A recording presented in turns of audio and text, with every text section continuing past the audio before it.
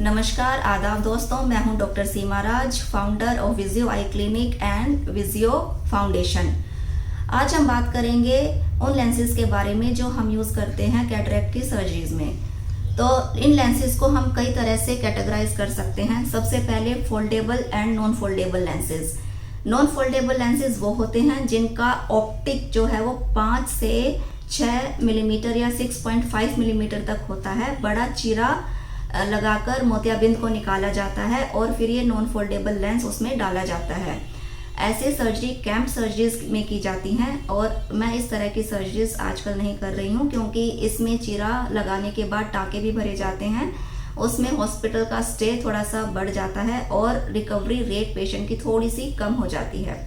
दूसरा तरह का जो लेंस है वो फोल्डेबल लेंसेज होते हैं, जो बहुत ही छोटे से चीरे के द्वारा आंख के अंदर डाल दिए जाते हैं। फोल्डेबल लेंसेज को फर्दर 2 कैटेगरीज में डिवाइड किया जा सकता है, hydrophobic lenses and hydrophilic lenses.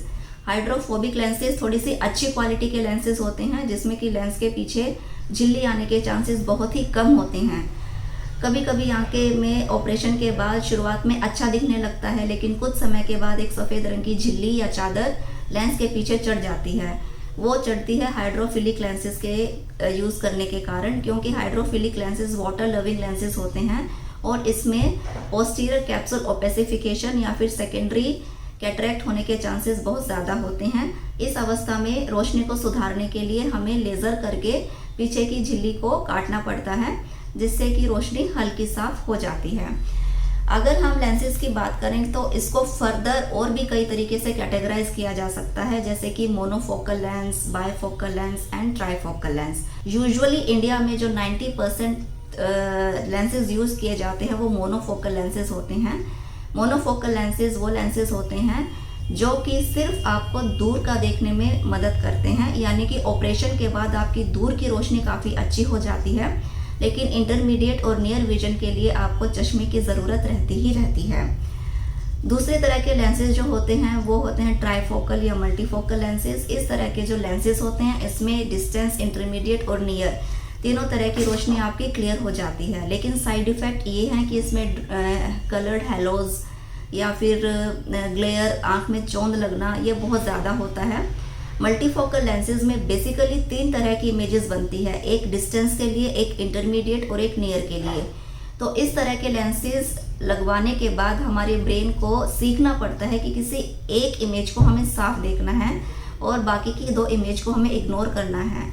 तो इस प्रोसेस को न्यूरो एडेप्टेशन बोलते हैं और इस एडेप्टेशन को डेवलप होने में काफ़ी टाइम लग जाता है। इसलिए कई सारे पेशेंट और स्पेशली मैं भी इस तरह के लेंसेज के यूज़ को डिस्करेज करती हूँ, क्योंकि एक तो ये बहुत महंगे होते हैं, दूसरा जब तक न्यूरो एडेप्टेशन होता है तब तक पेशेंट बहुत ही इरिटेट हो चुका होता है और प्रिसाइसली नियर वर्क के लिए फिर भी चश्मा लगाने की ज़रूरत पड़ सकती है। हाँ, वो लोग जो रिटायर हो चुके हैं और वो जो गृहिणियाँ हैं जिनको घर के अंदर ही रहना है, घर का कामकाज ही देखना है, वो बेस्ट कैंडिडेट हैं ट्राईफोकल लेंसेज के लिए। फिर तीसरे तरह का लेंस जो हम आजकल यूज़ करते हैं वो है एडोफ लेंस या फिर extended depth of focus lenses, जिसमें कि डिस्टेंस और इंटरमीडिएट विजन काफ़ी क्लियर हो जाता है, लेकिन प्रिसाइसली नियर वर्क के लिए चश्मे का नंबर रह सकता है। तो इसमें जो लेंसेज हम यूज़ करते हैं वो विविनिटी लेंस होते हैं और टेक्निस के जो लेंसेज होते हैं, जॉनसन एंड जॉनसन के आई हैंस का लेंस हो सकता है। फिर चौथे तरह का लेंस जो होता है वो टोरिक लेंस होता है, जिनकी आँख में सिलेंड्रिकल पावर थोड़ी सी ज़्यादा होती है। ऐसे लोगों में टोरिक लेंसेज का यूज़ किया जाता है और सिलेंड्रिकल पावर को काफ़ी हद तक कंट्रोल किया जा सकता है। दोस्तों, अगर आपको मोतियाबिंद के ऑपरेशन से संबंधित और लेंस से संबंधित अधिक जानकारी और चाहिए तो उसके लिए नीचे दिए गए नंबर से संपर्क करें और मेरे से कंसल्टेशन ले सकते हैं। अब कुछ लोग मुझसे ये भी पूछते हैं कि कॉस्ट ऑफ कैटरेक्ट सर्जरी कितनी पड़ जाती है। तो depending on the type of lens की पेशेंट में किस तरह का लेंस हम यूज़ कर रहे हैं, 10 से 12 हज़ार से लेकर 1.5 लाख तक का ऑपरेशन मोतियाबिंद की कॉस्ट ऑफ सर्जरी पड़ जाती है।